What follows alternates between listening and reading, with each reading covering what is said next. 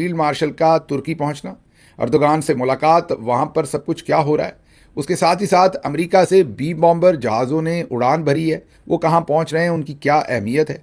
इसके साथ ही साथ नून लीग की तरफ से पहला नतीजा बरामद हुआ है, उन्होंने अब सदर ट्रंप को गदा कह डाला है। जाहिर है ये फील्ड मार्शल साहब की जो मुलाकात थी, हमने आपको बताया था कि नून लीग का रैंक एंड फाइल बहुत ही ज़्यादा इस पर तजस्सुस में भी है और हिजान में भी है, उसके साथ साथ इज़्तिराब में भी है।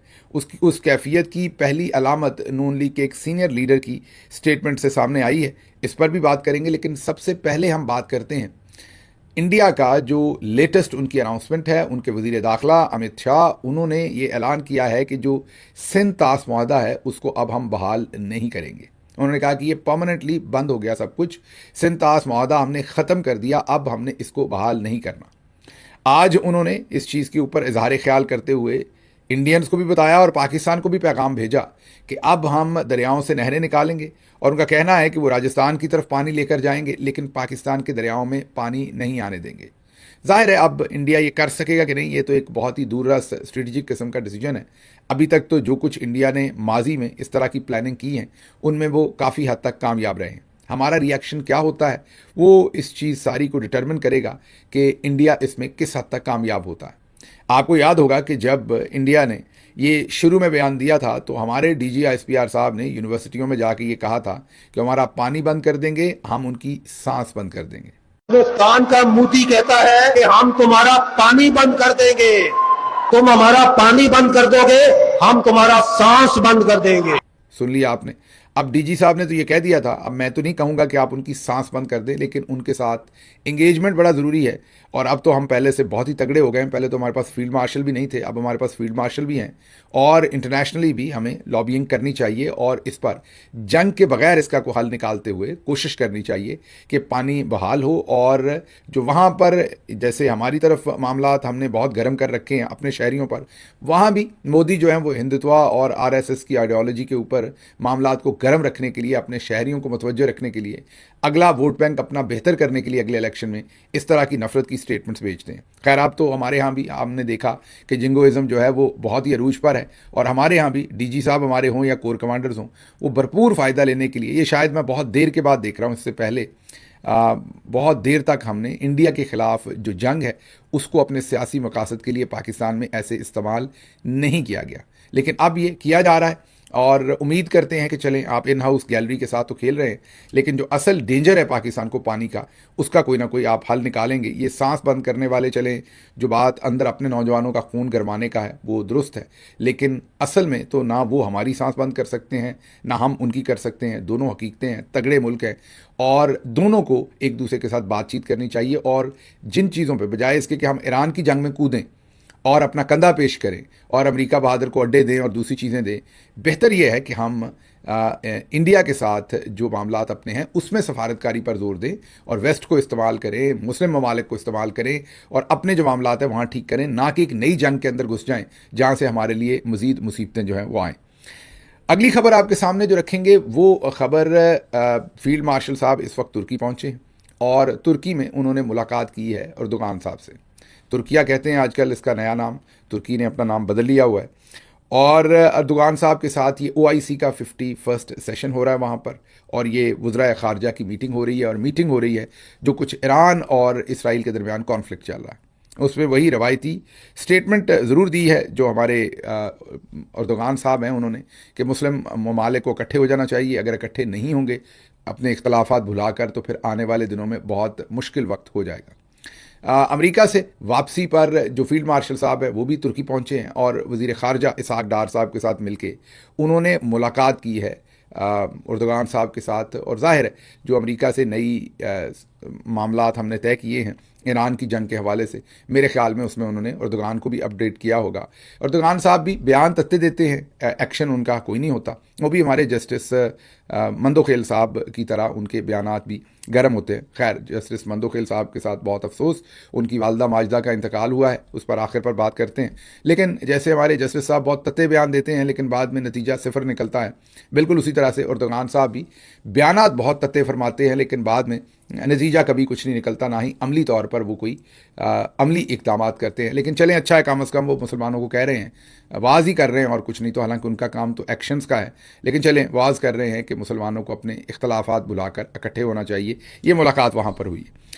اب چلتے ہیں ذرا آگے, نون لیگ کی ذرا بات کر لیں, کیونکہ نون لیگ کی طرف سے پہلا نتیجہ آیا ہے, پہلا نتیجہ برآمد ہوا ہے. ہم نے آپ کو بتایا تھا کہ جب عاصم منیر صاحب نے نون لیگ کو بالکل کوئی لفٹ نہیں کروائی اور اپنے ساتھ صرف اور صرف محسن نقوی کو لے کے گئے, حالانکہ جیسے ابھی وہ ترکی میں اسحاق ڈار صاحب کے ساتھ مل کے بات چیت کر رہے ہیں اردوغان کے ساتھ, بالکل اسی طرح سے انہی اسحاق ڈار صاحب کو وہاں بلوایا جا سکتا تھا. یہ بھی محسن نقوی صاحب کی طرح باہر بیٹھ جاتے میٹنگ سے, کو حرج تو نہیں ہونا تھا, لیکن کم از کم عزت رہ جاتی, بات رہ جاتی. ٹرمپ کے ساتھ اگر کوئی تصویر بنی ہے اس میں ان کو بھی کھڑا کر لیتے, اور کم از کم نون لیگ کے پاس فیس سیونگ رہ جاتی پیچھے گھر میں پاکستان میں, کہ ہمیں بھی پوچھ پاچھ لیتے ہیں تھوڑا بہت.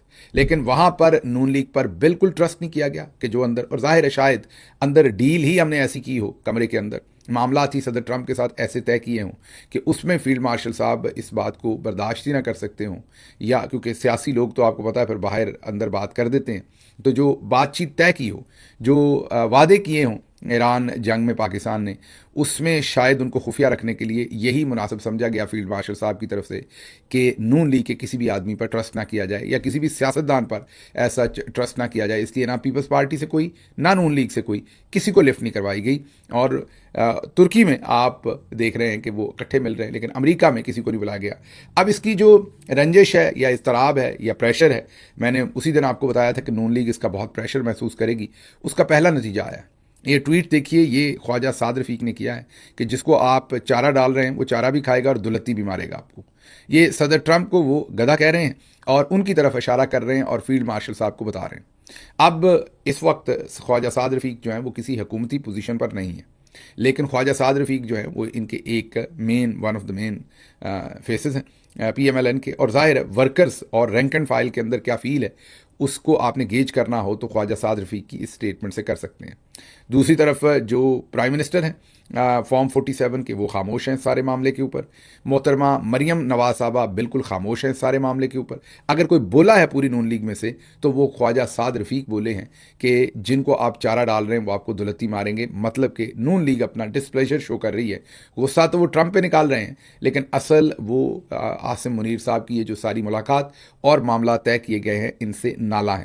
آگے چل کے آپ کو یہ بھی بتائیں گے کہ نون لیگ کے لیے ایک اور بھی ہزیمت ہے, ویسے تو روزی ہوتی ہے لیکن ایک اور ہزیمت بنی ہے, اور وہ عظیمت یہ بنی ہے کہ ماضی میں ٹرمپ کو کیا کہتے تھے اور اب کیا کہتے تھے. اس کا آخر میں آپ کے سامنے کچھ احوال رکھنے کی کوشش کریں گے, لیکن پہلے صدر ٹرمپ کی ایک سٹیٹمنٹ بہت معنی خیز ہے جو آپ کے سامنے رکھنا ضروری ہے.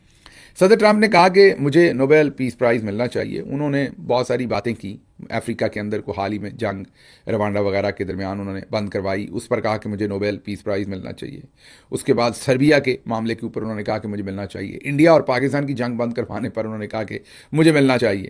پھر یوکرین اور روس کی جنگ پر انہوں نے کہا میں کوششیں کر رہا ہوں امن کی, مجھے نوبل پیس پرائز ملنا چاہیے. لیکن انہوں نے کہا کہ مجھے انہوں نے یہ نوبل پیس پرائز جو ہے وہ دینا نہیں ہے. اس کی وجہ یہ ہے کہ وہ کہتے ہیں یہ پرائز جو ہے یہ لبرلز ایک دوسرے کو دیتے ہیں. میں کیونکہ اس طرح لبرل نہیں ہوں, مذاق اڑا رہے تھے وہ ان کا, تو مجھے یہ پرائز کبھی بھی نہیں دیں گے. حالانکہ حق میرا بنتا ہے, ایک دفعہ نہیں 3-4 میرے نوبل انعام جو ہے ان کے اوپر میرا حق بنتا ہے, یہ صدر ٹرمپ نے کہا. لیکن اسی بات چیت کے اندر انہوں نے ایک بہت ہی معنی خیز بات چیت کی جس میں کافی کچھ انہوں نے کنوے کر دیا کہ شاید فیلڈ مارشل صاحب کی ملاقات کے ساتھ وہاں پر کیا کچھ ہوا. انہوں نے جب اپنی تمام کامیابیاں گنوائیں تو اس میں انہوں نے ابراہیم اکارڈ کا ذکر بھی کیا, جو معاہدہ وہ مسلمان دنیا اور اسرائیل کے درمیان کروانے کی کوشش کر رہے ہیں. اپنا حالیہ مشرق وسطیٰ کا جو ان کا دورہ تھا, جس میں یاد کیجئے کہ وہ قطر گئے تھے, یو اے ای گئے تھے اور سعودی عرب گئے تھے, اور اس وقت بھی سب کو پتا تھا کہ یہ جو ابراہیم اکارڈ ہے اسی پر کام ہو رہا ہے, جس میں ان ممالک نے اسرائیل کو تسلیم کرنا ہے. کام تو کافی ہو چکا تھا, آپ کو یاد ہوگا کہ ایئر لائنز چلنا شروع ہو گئی تھی یو اے ای کی اسرائیل کے ساتھ. اسرائیل اور جو اسرائیل کے جو وزیر تھے انہوں نے سعودی عرب اور یو اے ای کے دورے کرنا شروع کر دیے تھے, تو کافی کلوز آ گئے تھے یہ ملک. اس میں تو پھر وہ سارا معاملہ ہو گیا جو پہلے جو اسرائیل کے اوپر ایک حملہ ہو گیا, اور اس کے بعد اسرائیل نے غزہ میں جو کچھ کیا اس نے اس سارے معاملے کو جو ہے وہ خراب کر دیا. اب بھی یہی کوشش ہے صدر ٹرمپ کی کہ یہ اسرائیل کو یو اے ای, قطر, سعودی عرب, یہ تمام ملک جو ہیں وہ فارملی ایکسیپٹ کر لیں, اس سارے معاملے کا کسی نہ کسی طریقے سے حل نکالیں. ظاہر ہے حل جو ہے وہ اسرائیل کے حق میں ہی نکالنے کی صدر ٹرمپ کوشش کر رہے ہیں. اور اب انہوں نے ایک بہت ہی معنی خیز اسٹیٹمنٹ دی ہے. انہوں نے کہا ہے کہ میں ابراہیم اکارڈ پر بھی کام کر رہا ہوں, اور اس میں صرف سعودی عرب نہیں اور بھی ملک اور بھی نئے ملک جو ہیں اس میں اب اسرائیل کو تسلیم کر لیں گے. یہ جو نئے ملک ہیں, یہ جو نیا اضافہ انہوں نے کیا ہے, اگر آپ پچھلے چند دنوں کی ان کی روٹین دیکھیں تو کسی اور مسلمان ملک کے ساتھ ان کی ملاقات یا بات چیت نہیں ہوئی سوائے فیلڈ مارشل صاحب کے. تو فیلڈ مارشل صاحب کی ملاقات کے فوری بعد انہوں نے جنگ کا اسکیجول دیا تھا کہ 2 ہفتے کے اندر اندر جو ہے وہ اب ہم حملہ کرنے کا فیصلہ کر لیں گے. اور اس کے لیے اگلی خبر ہمارے پاس ہے کہ شاید وہ 2 ہفتے کے اندر اندر والا جو فیصلہ ہے وہ شاید بہت جلدی ہی وہ کر لیں. لیکن اسکیجول جاری کیا تھا فیلڈ مارشل کے ساتھ ملاقات کرنے کے بعد, جو شاید معاملات طے ہونا تھے وہ انہوں نے کر لیے تھے ان کے ساتھ. اب جو اگلا معاملہ وہ بول رہے ہیں وہ یہ کہہ رہے ہیں کہ ایک اور ملک بھی یا اور ملک بھی اسرائیل کو تسلیم کرے گا, اس معاہدے کا حصہ بنے گا. میں یہ حتمی طور پر انہوں نے پاکستان کا نام تو نہیں لیا, لیکن اگر آپ سیاق و سباق کو دیکھیں, ریڈ کریں ساری سچویشن کو, اور جب سے فیلڈ مارشل صاحب پاکستان میں اپنے اقتدار میں ہیں, آپ دیکھ لیجئے پاکستان میں فلسطین کا آپ نام نہیں لے سکتے, جھنڈا نہیں لہرا سکتے, کہیں پر پروٹیسٹ نہیں کر سکتے, اور اگر آپ کریں گے تو چکے جائیں گے. تو ان تمام چیزوں کو اگر آپ اکٹھا کریں اور صدر ٹرمپ کا حالیہ بیان آپ سنیں تو پھر لگ یہ رہا ہے کہ شاید ہم بھی اہلاً و سہلاً کرنے والے ہیں, یا اس طرف ہم نے بھی معاملات جو ہیں وہ شروع کر دیے.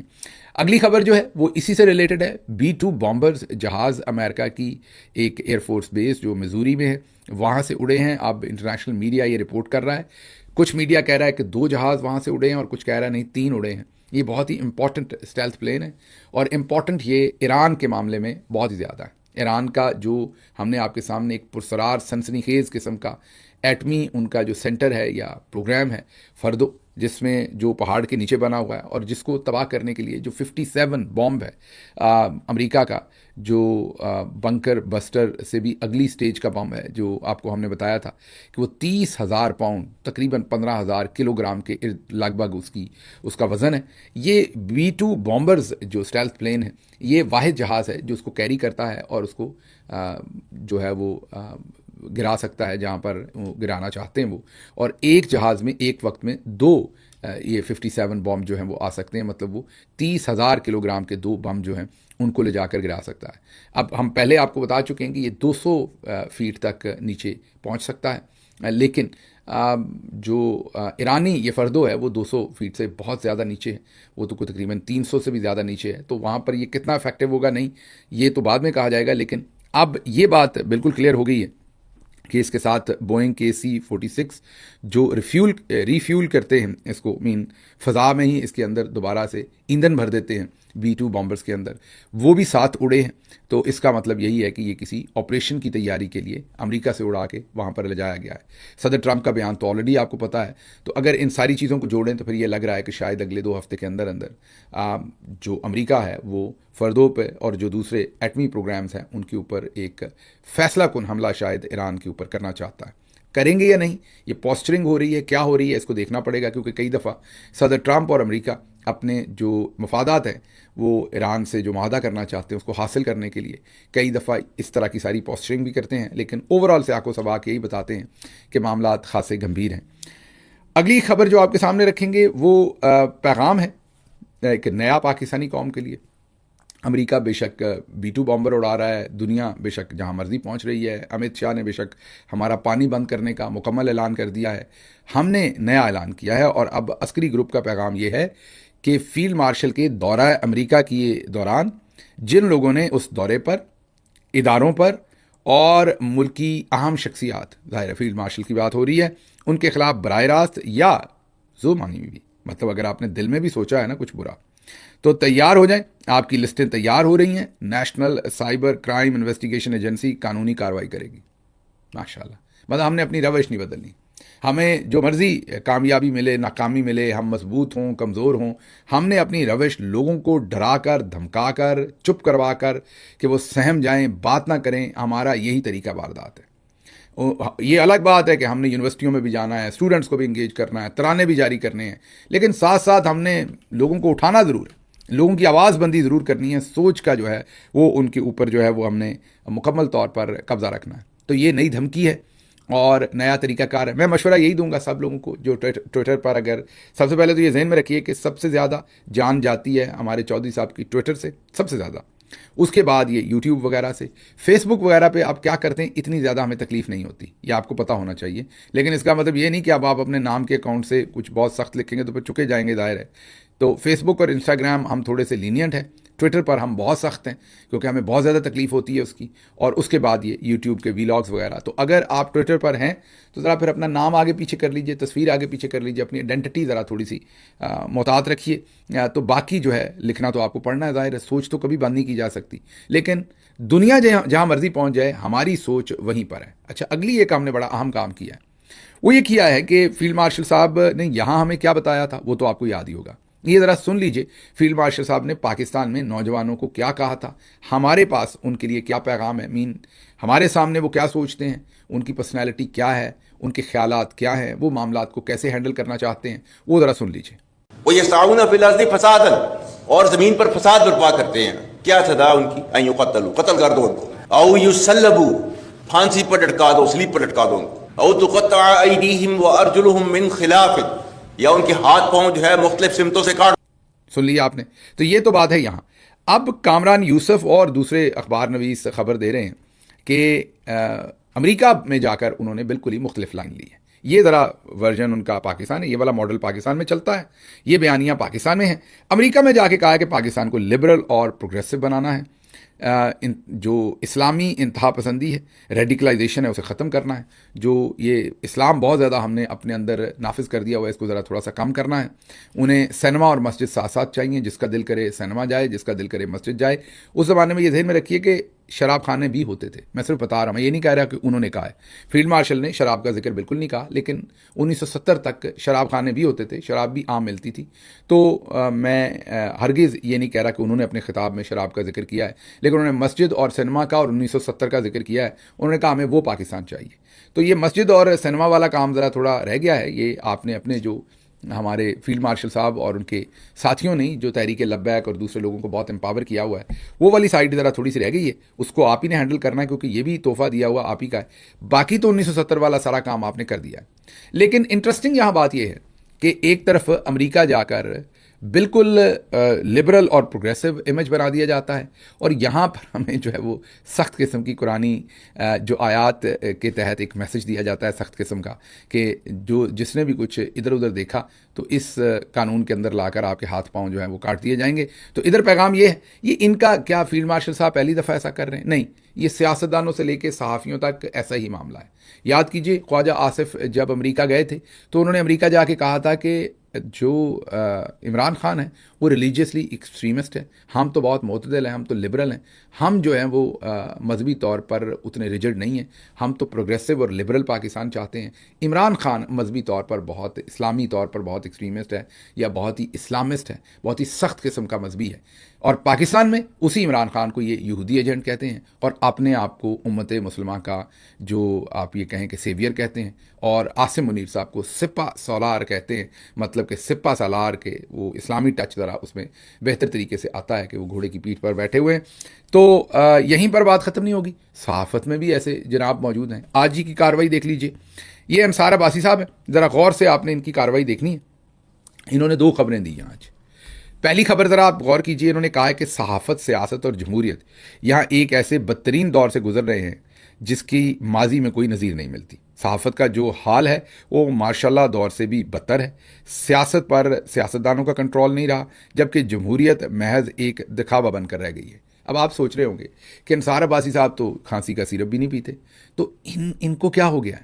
لائک کوئی ہجانی کیفیت ہو گئی ہے, کوئی سر پھر گیا ہے, کیونکہ ان سے بڑا تو جرنلز کا ٹاؤٹ کوئی ہے نہیں. یہ تو ہر بندے کے اوپر جو ہے وہ کورٹ مارشل اس کا کرواتے ہیں, ہر بندے کو سزائے موت دلوانا چاہتے ہیں. یہ تو اس قدر شرپسند انسان ہے کہ یہ تو مذہبی طور پر بھی شرپسندی پھیلاتا ہے. ہر جگہ کے اوپر منافقت کی جو اعلیٰ ترین مثال ہے وہ انصار عباسی صاحب ہیں. تو یہ انہوں نے کیا لکھ دیا ہے؟ یہ تو ایک دم جمہوری ہو گئے, ان کو بخار ہو گیا ہے. حالانکہ یہ پچھلے 3 سال میں جو گند انہوں نے اپنے منہ پہ ملا ہے, اس جمہوریت کو نقصان پہنچانے کا, پاکستان کے سسٹم کو, اور جرنلز کی پیغام رسانی جو انہوں نے کی ہے اس کی تو کوئی مثال ملتی نہیں. اور عوام کو جو انہوں نے جرنلز کے بہاف کے اوپر ڈرایا ہے اس کی کوئی مثال نہیں ملتی. تو آپ کہیں گے کیا یہ بدل گئے؟ نہیں. آج ہی کے دن مطلب یہ بے شرم اتنے ہیں کہ اتنا بھی خیال نہیں کرتے کہ ایک دن میں ایک بات کر لیں، دوسرے دن دوسری کر لیں. آج ہی کے دن یہ اردو کی ہم نے آپ کی ان کی خبر آپ کے سامنے رکھی جو جنگ میں چھپی ہے. آج ہی کے دن دی نیوز کی سٹوری ذرا دیکھیے. اس میں کہتے ہیں کہ from planning to follow up P M fully in loop on Trump chief of army staff meeting. اس میں جو جنرلز نے انہیں ٹیبل سٹوری کرنے کو دی وہ انہوں نے ٹیبل سٹوری کی. اوپر یہ اپنے منہ سے کہہ رہے ہیں کہ بدترین دور گزر رہا ہے، اس کی نہ صحافت نہ سیاست اور جمہوریت، ایک بدترین دور ہے اور اس کی پہلے کوئی مثال نہیں مل رہی. مکمل کنٹرول ہے. اوپر گلا کر رہے ہیں اردو میں، اردو کی خبر ہے. آج ہی کے انگریزی